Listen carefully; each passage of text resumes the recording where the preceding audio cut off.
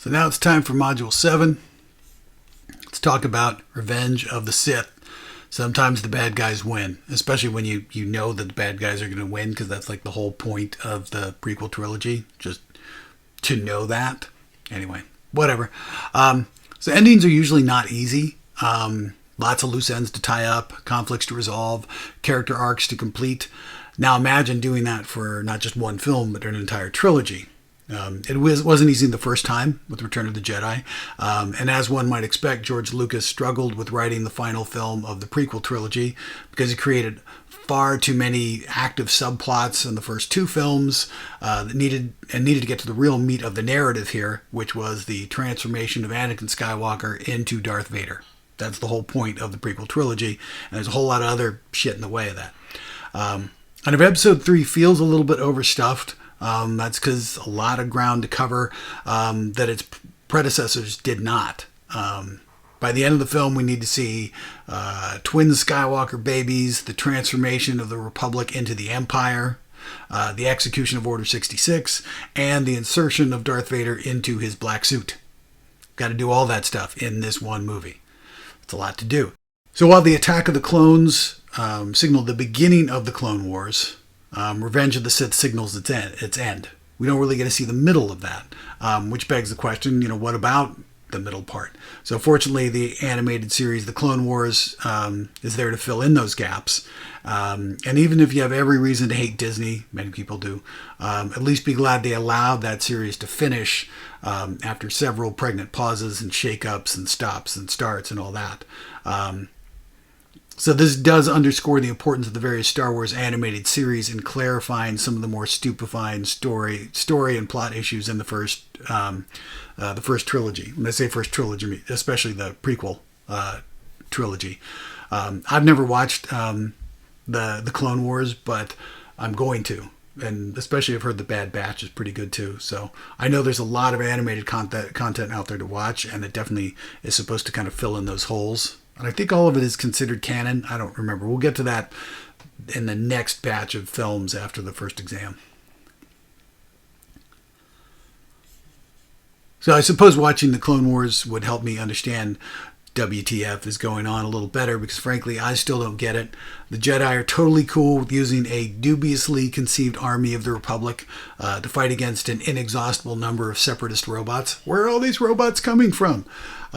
Both of which are secretly being controlled by the same person in order to transform the Republic into an empire and get rid of the Jedi in the process. And we all know that's going on. We get it. But we can't read minds, and the Jedi can.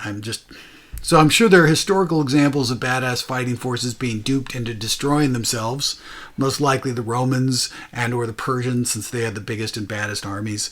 But damn, you'd think the force sensitivity would be good for something. There was a disturbance in the Force, and it was standing 10 feet away for 2 movies and change. His only disguise being a Jedi hoodie and a creepy voice. So he's basically Bill Belichick. Apparently, a chief goal of the prequels was to expose the Jedi Order's fundamental flaws, cluelessness being first among them. I'm going to admit I kind of ran out of gas on this one, so not a whole lot of notes there. So, directed by George Lucas again, written by George Lucas, no help from anybody, so no other blame to assign. But to be honest, this one is the pick of the litter of all of the prequel movies, so it all kind of came together here. Budget was $115 million again. Box office $380 million domestic, a little bit more, $849 million worldwide. Definitely a boost from Attack of the Clones. It's the final film of the prequel trilogy, and it's the one that people actually like. I think a lot of you folks kind of came of age with this film, so I think that's one reason why it's some sentimental value here.